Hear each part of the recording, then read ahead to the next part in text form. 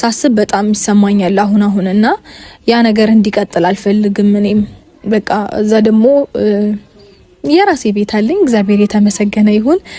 እዛ ደግሞ ሄጄ ኖሬን እቀጥላለሁ ማለት ነው። እንዲሁም ከዚህ በፊት አብራኝ የነበረች ልጅ አለች እዛ ማለት ነው እኔ የምኖርበት ቤት አንዳንድ ነገሮች የምታገዘኝ ምናምንና እስካሁን እኔ ነው እየጠበቀች ያለችው አልመጣሽም ምናምን እያለችኝ ነውና ምንም ወደዚህም ወደዛም አላለችም። ለሷም ስል መሄድ አለብኝ። በጣም ጥሩ ልጅ ናት፣ መልካም።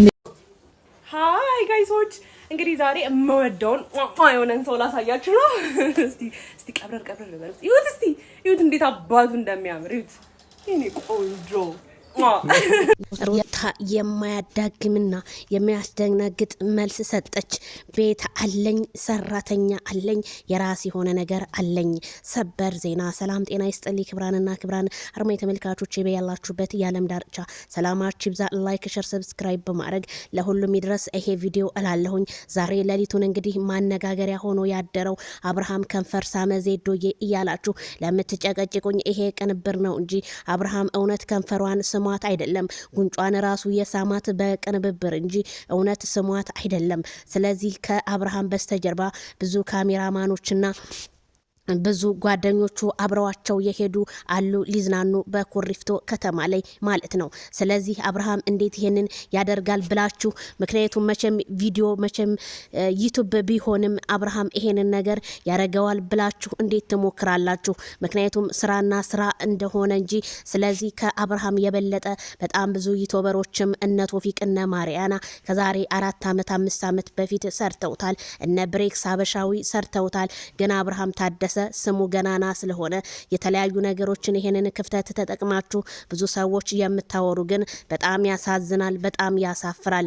ምክንያቱም የሰው ልጅ ትዳራቸው እንዲገነባና ትዳራቸው እንዲመለስ እነሱን መምከር እንጂ እንዴት በዚህ ልክ እነሱን እንዲጠሉ ልታረጉ ትችላላችሁ? አዎ ሄርሜላ ዘልዛላ ናት። አዎ በዘልዛላነቷ አምናለሁ። የፈለገው ፕራንክ የፈለገው ድራማ ቢሆንም ግን ሄርሜላ ሴት ልጅ ናት። ቆፍጠን ማለትና ራሷን የሚያስከብር ልብስ መልበስ አለባት ስል እናገራለሁኝ። አሁንም እኔ ሄርሜላን አልገድፍም። አብርሃም ግን እየመጣች እየሳመችው እያሻሸችው ኩሪፍቱ ድረስ ተከትላ የሄደችው ራት ልጋብዝ ምሳ ልጋብዝ እያለች ያለችው እሷ ናት እንጂ እሱ እንዳልሆነ እያየን ነው። ይሄው የምወደው ልጅም እያለች ለመረጃ ያህል ሾርት ቪዲዮን አስገብቼላችኋለሁኝ። ታዲያ ጥፋቱ ነው ብላችሁ ታስባላችሁ? ሩታና አብርሃም በመካከላቸው ብዙ ክፍተቶች ቢፈጠርም ሩታ አልፈልግም ስትለው እሱም ያው ወንድ ልጅ ስለሆነ ተነስቶ ወደ ሸገር ከተማ ቢያቀነቅንም ሸገር ከተማ አቀንቅኖ ከዛም ደግሞ የአቤላን ፕሮግራም አክብረው አሁንም ወደ ኩሪፍቱ ቢገኙም ግን ይሄን ነገር በመካከላቸው ሶስተኛ ሰው ባያስገቡ ይሄ ሁላ ክፍተት ይፈጠራል ብዬ አላምንም ነበረ። ታዲያ እኔ በጣም ደስ ያለኝና በጣም ያስደመመኝ በጣም ብዙ ሰዎች ሩታ ቤት የላትም ሩታ ምን የላትም ሲሉ የነበረ ትናንትና በሶሻል ሚዲያ ላይ አፋውታ ሩታ እኔ የራሴን የቻለ ቤት አለኝ ራሴን የሆነ አጋዥ አለኝ እያለች ነው። ስለዚህ አጋዥን ብዬ ነው ወደ አዲስ አበባ የሚሄደው ሰራተኛዬም እየጠበቀች ነው ስትል ተናገረች። ታዲያ አብርሃም ይሄና አብርሃም እውነት ምንድነው ለሩታ ያጎደለባት ስል እኔም ጥያቄን ለናንተ ጠየቅኩኝ። ታዲያ እናንተ አብርሃም በመሳሳሙና ከሴት ጋር በመሆኑ ነው ይሄንን ነገር ሩታ ታዲያ እንዴት ዝም አለች? እንዴት ልትናገር አልቻለችም? የኔም የብዙ ጊዜ ጥያቄ ነው። ሩታም ሆነች ቤተሰቦቿ እናትየዋ አብሶ በጣም አንደርስታንድ የሚያደርጉና የሚናገሩ ናቸው። ትናንትና እንደሰማ ነው ልጄ 40 ቀን እንኳን አልሞላሽም ሲሉ ነበር። እንዴት 40 ቀን ሩታ አልሞላትም? በጣም ገርሞኛል። የሩታ ወር የሚሄደው ወደ ኋላ ነው እንዴ? እንዲሁም የመልካም 40 ቀኗ አልፎ እንግዲህ ቀናቶችን እያስቆጠረች ነው። የሩታ ወር ግን ገና ነው እያሉ ነው። ይሄ ቪዲዮ ግን የተቀረጸው መቼ ነው እላለሁኝ። ስለዚህ የሩታ እናት ልጆትንም ተቆጥተው አብርሃምንም ጋሽዬ ተቆጥተው ልጆቹን ባንድ ማድረግ ነው እንጂ ያለባችሁ የተለያዩ ቪዲዮዎች እየመጣችሁ ባትሰሩልን መልካም ነው እላለሁ።